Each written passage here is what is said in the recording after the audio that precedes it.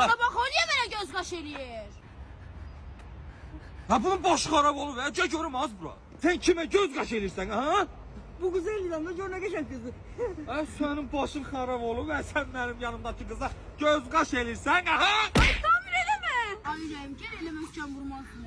Nətən yanım möhkəm vurmur? Qoduğu görmürsən, bu boyda boy var, mənim yanımdakı qıza baxır, başı xarab olur. Hələ o geçsin şükür eləsin ki, mənim yanımda sən var idin, başa düşdün? Ay, yaxşı, əsəbləşmə. Gel görüm ha bura. Kimdəyim ben benim tıbışımın xətrinə? Dıbışın xətindən qaqa, de bu dəydi qaqa, dıbışın xətindən gəldi ki, sən mənə niyə göz qaş elirsən, şapalaqlamışsan, sağ ay dıbış. Kimdəyim ben sen xətrə tıbış? Ne oğlan? Yaxşı. Ala get maşını yandır gəlirəm. Gel görüm ha bura. Sen kudurmuşsan tıbışın xətrinə dersən ha. Sən kimə xod gedirsən? Bundan evlenme yola ne? Biraz eve gelen kim beni öldüren tədəm öyle gidelim. Mən elədim həyatım, narahat olma. Çok sağ ol, mənim akşam bir söhbətim var, gidip onun 50'liyə. Emin, dedin ki maşın yandırdınız, o neydi? O yanın bizim maşındı. Sen lütfen evlat tıbış. Maşını yandı deme. Korkma deme. Devrim yıkıldı. Ama demedim maşın yandı.